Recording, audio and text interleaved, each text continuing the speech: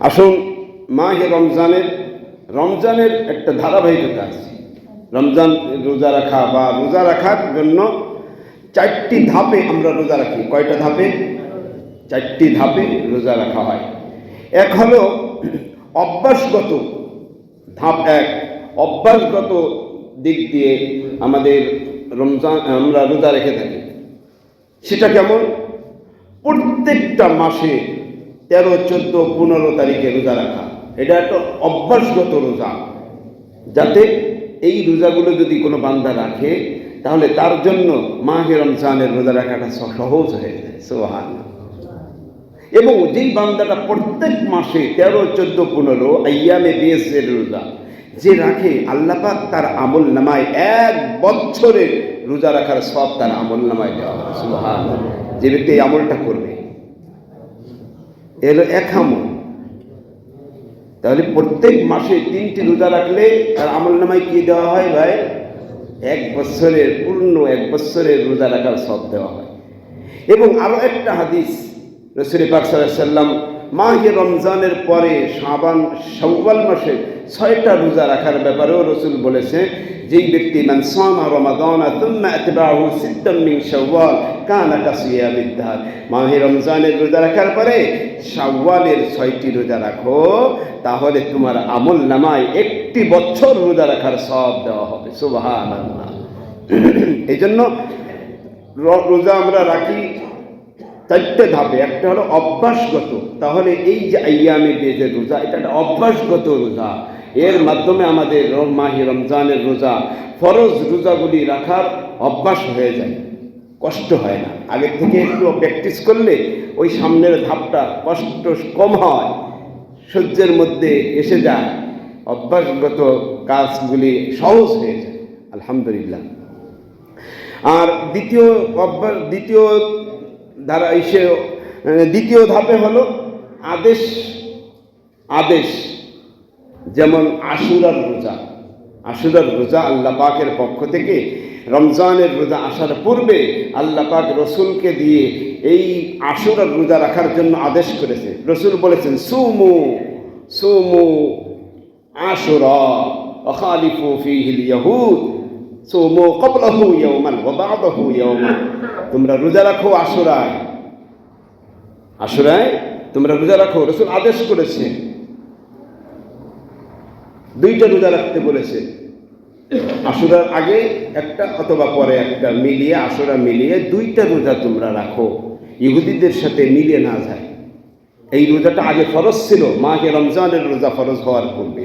কিন্তু এই আদেশ ধাপ নাম্বার 2, আদেশ এই রোজাগুলি যখন মাহে রমজানের রোজা ফরজ হয়, তখন আদেশ সূচক এই আশুরার রোজাকে আল্লাহ পাক নফল করে দিয়েছেন। সুবহানাল্লাহ।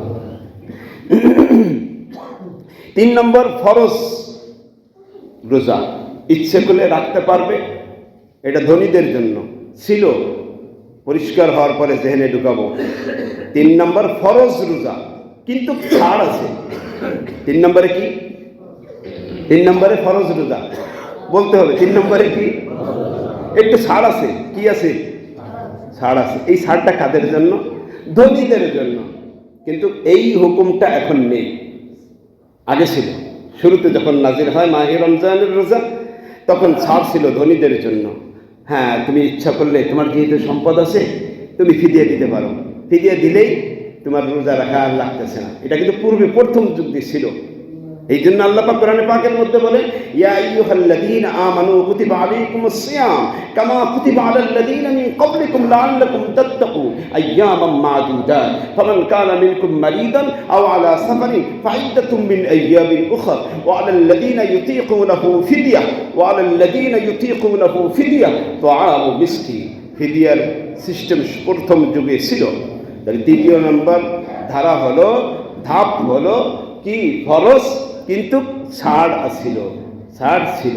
পরবর্তীতে যখন আল্লাহ পাক রব্বুল আলামিন হুকুম জারি করলেন, ফামান শাহিদা মিনকুমুশ শাহরা ফালিয়াসুমহু, যখন তুমি মাহে রমজান পাবে, রোজা তোমাকে রাখতে হবে। এখন আর ফিদিয়া দিলে চলবে না, কিন্তু ছাড় এতটুকু, যদি তুমি সফরে থাকো তোমার জন্য ছাড় আছে। সফর থেকে ফিরে এসে তোমাকে রাখতে হবে, অথবা তুমি অসুস্থ হও তাহলে রোজা তুমি পরে রাখতে পারো। এই জন্য ফামান শাহিদা মিনকুমুশ শাহরা ফালিয়াসুমহু ওয়া মান কানা মারিদান আও আলা সাফার ফাইদ্দাতুম মিন আইয়ামিল উখরা। তোমার জন্য এতটুকু ছাড় আল্লাহ বলেন আমি দিতে পারি। তুমি সফর করতেছো, তুমি সফরে আসো, কষ্টের মধ্যে আসো, তো ঠিক আছে, এখন রোজা তুমি নাও রাখতে পারো, কিন্তু ফাইদ্দাতুম মিন আইয়ামিল উখরা, আসার পরে এরপরে তুমি যে কয়েকটি রোজা তুমি রাখতে পারোনি সফরের কারণে অথবা অসুস্থতার কারণে, সেই কয়েকটি রোজা ফাইদ্দাতুম মিন আইয়ামিল উখরা, তাহলে এসে পরবর্তীতে সেটাকে তুমি আদায় করে নাও।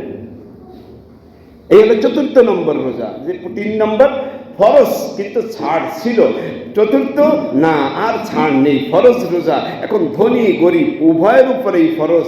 অসুস্থ হলে ছাড় আছে, সুস্থ হলে রাখতে হবে। মুসাফিরের জন্য ছাড় আছে, সফর থেকে মুকিম হলে তাকে রোজা রাখতে হবে।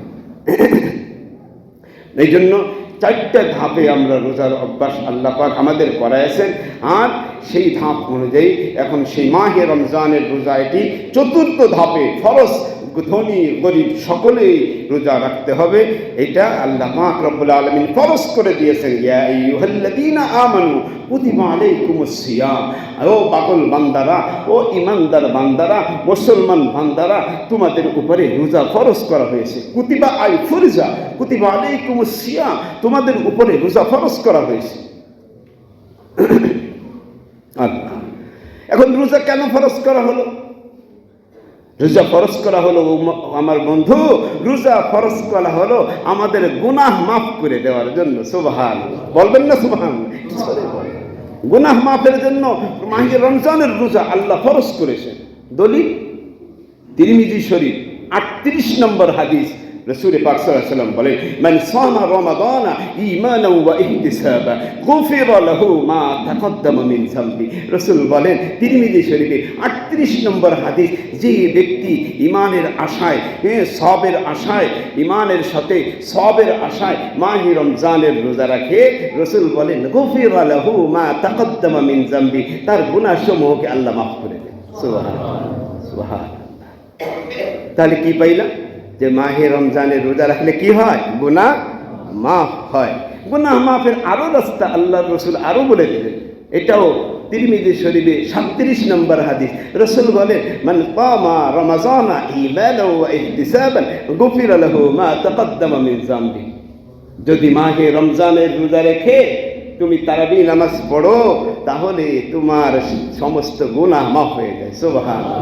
মান কামা, আগেরটা বলা হয়েছিল মান সামা রমাদানা ঈমানান ওয়া ইহতিসাবান, পরে 37 নম্বর হাদিস, মান কামা রমাদানা ঈমানান ওয়া ইহতিসাবান গুফিরা লাহু মা তাকদ্দামা মিন যামবি, সব গুনাহ আল্লাহ মাফ করে দেন। সুবহানাল্লাহ, সুবহানাল্লাহ। আল্লাহ মাহে রমজান আল্লাহ পাক ফরজ করেছেন, বান্দার আরো কত ফায়দা, বান্দার কত ফায়দা। শরীর কাপড় পরিষ্কার করতে কত মেডিসিন পরিষ্কার করা হয়, কাপড়ের উপরে নিচে সব পরিষ্কার হয়, ঠিক কিনা? ফ্লোরে ময়লা হলে কত মেডিসিন পরিষ্কার করলে ধবধব পরিষ্কার হয়ে যায়, ময়লা উঠে যায়। দাগ উঠানোর জন্য কত মেডিসিন পরিষ্কার হয়ে যায়। পৃথিবীতে সব কিছু ময়লা আবর্জনা, দাগ আবর্জনা পরিষ্কারের জন্য অনেক মেডিসিন আছে কিনা ভাই? আছে। আল্লাহর রাসূল কি বলে? তোমার শরীরে উপরে বাহিরে কত গুনাহ, কত অপরাধ, কত ময়লা, কত নোংরামি, সব নোংরামি পরিষ্কার হয়ে যাবে। রাসূল বলেন যে যাকাত লিকুল্লি শাইইন যাকাত। রাসূল বলেন প্রত্যেকটা জিনিস পরিষ্কার করার একটা বস্তু, একটা চিজ, একটা মেডিসিন আছে। প্রত্যেকটা লিকুল্লি শাই, প্রত্যেকটা জিনিসের যাকাতুন, পরিষ্কারের একটা হাতিয়ার আছে, একটা মেডিসিন আছে। তোমার শরীরে উপরে বাহিরে পরিষ্কার গুনার ময়লা, চরিত্র খারাপের ময়লা, নোংরামি, সকল নোংরামি, সকল গুনাহের ময়লা পরিষ্কার করার জন্য রাসূল বলেন ওয়া যাকাতুস সাওমি যাকাতুল জাসাদ আস-সাওম। শরীরের যাকাত, শরীর পরিষ্কার করার সেই মেডিসিনটা হলো রোজা। রোজা, রোজা। সুবহানাল্লাহ বলবেন। সুবহানাল্লাহ। সেই মাস আসতেছে, গুনাহ মাফ হওয়ার মাস। গুনাহ মাফ হওয়ার মাস, রহমতের দরজা খুলে দেওয়ার মাস, আসমানের দরজা খুলে দেওয়ার মাস, জান্নাতের দরজা খুলে দেওয়ার মাস, জাহান্নামের দরজা বন্ধ করে দেওয়ার মাস, শয়তানকে শিকলাবদ্ধ করার মাস সামনে আসতেছে, সামনে আসতেছে। আর বেশি দেরি নেই, এই জন্য প্রস্তুতি নিতে হবে ইনশাআল্লাহ। রাজি আছি না ইনশাআল্লাহ? আল্লাহ পাক কবুল করুক, কবুল করুক আল্লাহ। এখন বলবেন হুজুর মাহে রমজানের দ্বারা বেশ কিছু ফজিলত পাইলাম, আরো কিছু ফজিলত দুনিয়ায় তো লেখাপড়ার ডিগ্রি, লেখাপড়া কি করেছি না করেছি, সনদ, সনদ হইলেই বাস অনেক পার পাওয়া যায়। চাকরির জন্য সনদ লাগে, চাকরি সেটা সরকারি বেসরকারি হোক সনদ লাগে, সনদ ছাড়া যোগ্যতা প্রকাশ পাওয়া যায় না, পাওয়া যায় না, যোগ্যতা বোঝা যায় না, তাই না? আল্লাহ পাক রব্বুল আলামিন বলেন, তুমি আমি আল্লাহ তোমাকে মাহে রমজান দিলাম, একটা যোগ্যতার সার্টিফিকেট দুনিয়ার থেকে তোমাকে আমি দিব। ইয়া আইয়ুহাল্লাযীনা আমানু কুতিবা আলাইকুমুস সিয়াম কামা কুতিবা আলাল্লাযীনা মিন ক্বাবলিকুম। আমি আল্লাহ তোমার উপরে, তোমাদের উপরে মাহে রমজানের রোজা ফরজ করেছি। শুধু তোমার উপরে নয়, তোমার বাবের উপরে ফরজ করেছিলাম, বাপ দাদার উপরে ফরজ করেছিলাম। এইভাবে যেতে যেতে আমি সকল নবী রসুলদের উপরে রোজা ফরজ করেছি। অতএব কেন করেছি?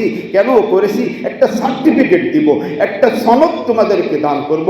এই সনদটা দুনিয়ায় তোমাকে থাকবে, আমি সম্মান করে দেব। আল্লাহ বলেন আখিরাতেও আমি তোমাকে সম্মানের আসন দান করব। সুবহানাল্লাহ। এই সনদটা তোমাকে গোছাইতে হবে, সনদটা নিয়ে তোমাকে আসতে হবে। সেই সনদটা হলো লাআল্লাকুম তাত্তাকুন, যাতে তাকওয়ার সনদ তুমি দুনিয়ার থেকে ইনকাম করতে পারো। সুবহানাল্লাহ। এই জন্য মাহে রমজান মাস আসতেছে, তাকওয়ার সনদ কে দিবে? আল্লাহ। রোজা যারা রাখে না তাদের জন্য সকল আমলের সাথে মাহে রমজানের রোজাও করবে, আল্লাহ পাক তাকে রমজানের রোজার সাথে সম্পর্ক, তাহলে সনদ সেই পাবে। লাআল্লাকুম তাত্তাকুন, তাকওয়ার সনদ তোমাকে দিব, তাকওয়ার সার্টিফিকেট তোমাকে দিব, যেই সার্টিফিকেট মরার সাথে সাথে সকল ঘাটি থেকে তোমাকে পার করে আমি আল্লাহ আনার ব্যবস্থা করবো। সুবহানাল্লাহ, সুবহানাল্লাহ। আল্লাহ পাক কোরআনে পাকের মধ্যে অন্যত্রও বলে ওয়াইদ্দাত লিল কাফিরিন ওয়াইদ্দাত লিল মুত্তাকিন, ওয়াইদ্দাত লিল মুত্তাকিন। আমি জান্নাত তৈরি করেছি তো এই তাকওয়ার সনদ যারা অর্জন করেছে তাদের জন্য আল্লাহ। এই জন্য আমরা সকলেই মাহে রমজান আসতেছি, রমজান মাসে তাকওয়া অর্জন, তাকওয়ার সনদ অর্জনের জন্য আমরা পরিপূর্ণ প্রস্তুতি গ্রহণ করব ইনশাআল্লাহ। রাসূল অন্যত্র বলেন ইযা কানা লাইলাতুম মিন শাহরি রমাযান। আল্লাহ। এখন বলবেন হুজুর তাহলে তাকওয়ার সনদ অর্জন করতে হলে কিভাবে, কোন পথে কিভাবে দৌড়াইতে হবে, কোন মতে চলতে হবে, কিভাবে?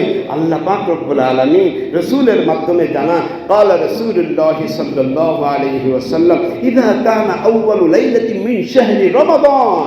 রাসূল বলে মাহে রমজানের প্রথম রাত যখন শুরু হয়ে যায়, কখন শুরু হয়?